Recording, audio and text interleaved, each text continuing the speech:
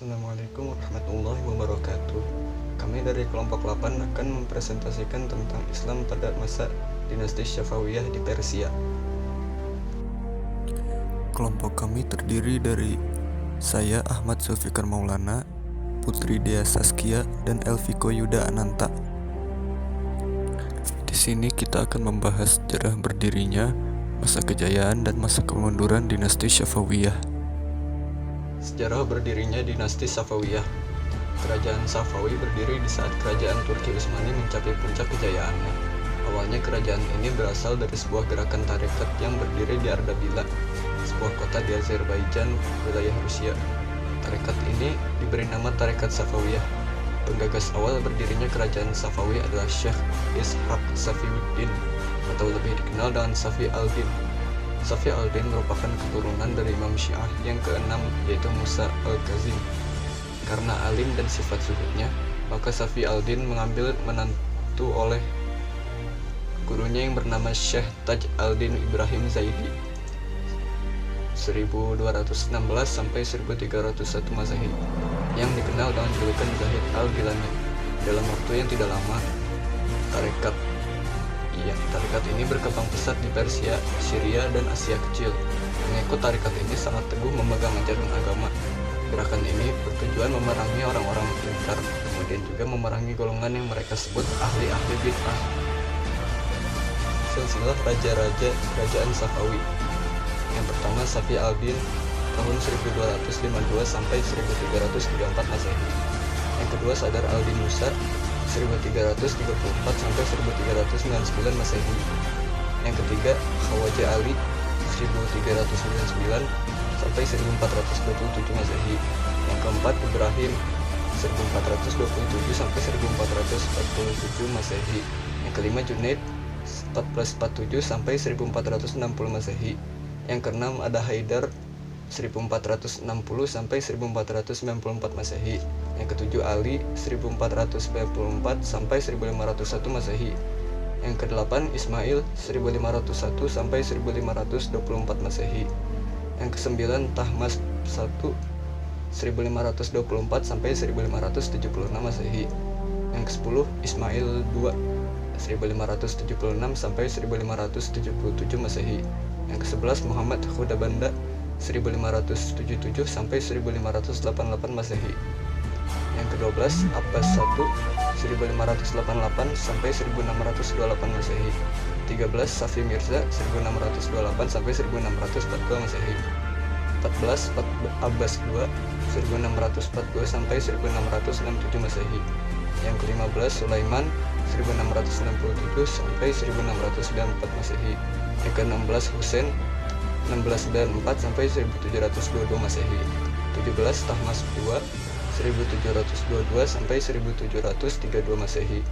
Yang ke-18 Abbas 3 1732 sampai 1736 Masehi. Keadaan ekonomi dinasti Syafawi. Pada pemerintahan Syekh Abbas I, tahap kemajuan Safawi yang nyata dan sentral adalah pendekatan ekonomi dan interpolasi negara Safawi terhadap alam dalam kehidupan ekonomi. Hal tersebut merupakan kebijakan ekonomi dan dapat dikatakan sebagai sikap merkantilis. Dengan maraknya perdagangan dan permintaan sutra sebagai komoditas, Syekh Abbas I melakukan monopoli sebagai usaha pemerintah dalam memaksimalkan pendapatan dan mengontrol produksi dan kegiatan perdagangan.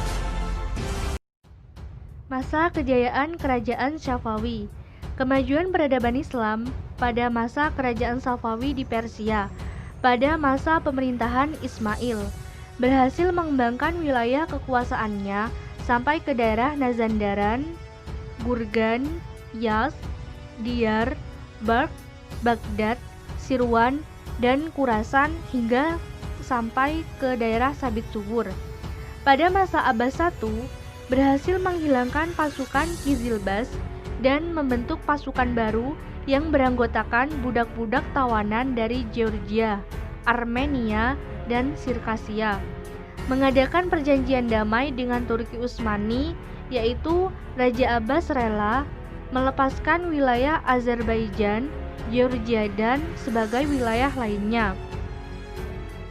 Dia juga berjanji tidak akan menghina khalifah pertama dalam Islam dalam khutbah Jumatnya, Sebagai jaminan atas perjanjian itu, ia menyerahkan saudara sepupunya Haidar Mirza sebagai sandera di Istanbul. Pada tahun 1598 Masehi, menguasai Herat, Maur, dan Balkh, menyerang kerajaan Turki Utsmani dengan berhasil menguasai Tabriz, Sirwani, Ganja, Baghdad, Nakhchivan, Erivan, dan Tiflis. Pada tahun 1662 Masehi, Abbas berhasil menguasai Kepulauan Hormuz dan mengubah pelabuhan Gurmun menjadi pelabuhan Bandar Abbas. Selain itu, mengalami kemajuan di beberapa bidang, antara lain bidang politik dan pemerintahan. Terwujudnya integrasi wilayah negara yang luas yang dikawal oleh suatu angkatan bersenjata yang tangguh dan pemerintahan yang kuat, mampu memainkan peranan dalam percaturan politik internasional. Yang kedua, bidang ekonomi. Mengalami kemajuan di bidang ekonomi, terutama industri perdagangan. Terlebih setelah Kepulauan Hormuz dikuasai dan pelabuhan Gurmun diubah menjadi Bandar Abbas. Dengan ini, maka salah satu jalur dagang laut antara timur dan barat yang biasa diperebutkan oleh Belanda, Inggris, Perancis sepenuhnya menjadi milik kerajaan Safawi. Selain itu, kerajaan Safawi juga mengalami kemajuan dalam sektor pertanian, terutama di daerah Bulan Sabit Subur. Bidang pendidikan. Bidang pendidikan ini didominasi oleh 3 jenis pendidikan, yaitu pendidikan Indo-Kreatif. Pendidikan Indo-Kreatif, pendidikan yang diarahkan untuk mewujudkan patriotisme terhadap negara. Yang kedua, pendidikan estetika, yaitu dengan menekankan pada seni karya yang diharapkan mampu menjadi komoditir perdagangan dinasti Safawi. Yang ketiga, pendidikan militer dan manajemen pemerintahan. Untuk mempertahankan wilayah kekuasaannya yang luas, juga dibutuhkan orang-orang yang ahli dalam bidang pengelolaan pemerintahan secara internal. Yang keempat, bidang ilmu pengetahuan, filsafat, dan sains.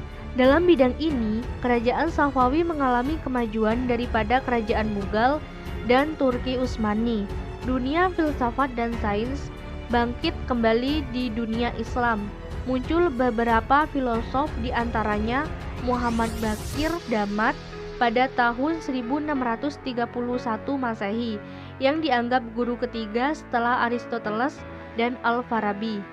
Mulla Sadra, seorang dialektikus yang cakap pada zamannya. Sadar al-Din al-Shahrezi, seorang filosof. Muhammad al-Baqir ibnu Muhammad Damat, seorang filosof, ahli sejarah teolog dalam bidang ilmu pengetahuan dan sains. Safawiyah lebih maju daripada kerajaan lainnya pada masa yang sama. Selanjutnya, bidang perkembangan arsitektur dan seni. Para penguasa kerajaan menjadikan Isfahan menjadi kota yang indah. Di sana terdapat bangunan-bangunan besar seperti masjid, sekolah, rumah sakit, jembatan raksasa, istana Cihil, Sutun, dan taman-taman wisata. Kerajinan seni yang lainnya adalah kerajinan tangan seperti keramik, karpet, permadani, pakaian, tenunan, dan tembikar. Dan seni lukis mulai dirintis sejak zaman kerajaan Tahmasp I. Dalam bidang arsitektur, kemajuan tampak begitu terlihat dalam bangunan-bangunannya seperti pada Masjid Shah dan Masjid Sheikh Lutfillah. Selanjutnya, bidang agama.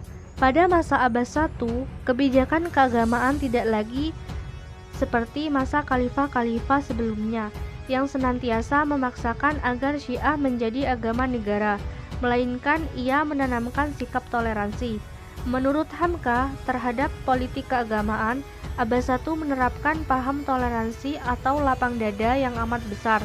Paham Syiah tidak lagi menjadi paksaan, bahkan orang Sunni dapat bebas mengerjakan akidahnya.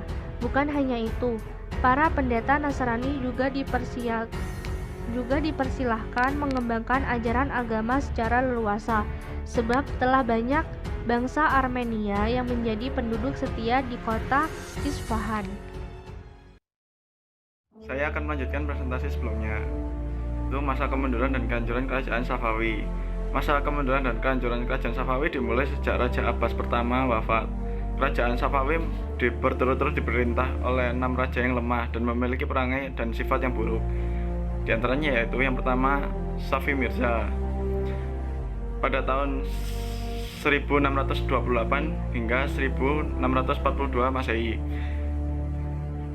Beliau jiwa leadershipnya lemah dan sangat kasar terhadap para pembesar kerajaan. Lalu memiliki sifat cemburu terhadap petinggi kerajaan. Kota Kandahar lepas dan diduduki kerajaan Mughal Sultan Shah Jahan. Lalu Baghdad direbut oleh kerajaan Turki Utsmani.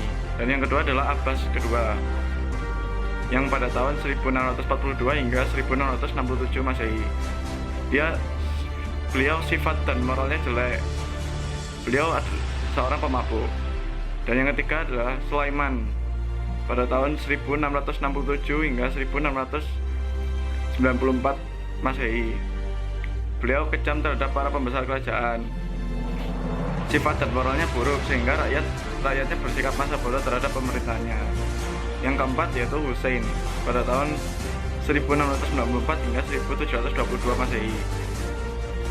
Beliau memberi kekuasaan yang besar pada para ulama Syiah. Para ulama sering menyalahgunakan kekuasaan yang diberikan oleh beliau.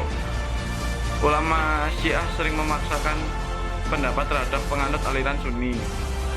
Konflik golongan Sunni membuat sistem pemerintahan tidak stabil. Terjadi pemberontakan bangsa Afgan yang mengakibatkan kota Qadar dan Isfahan lepas. Yang kelima yaitu Tahmasp yang kedua pada tahun 1722 hingga 1732 Masehi.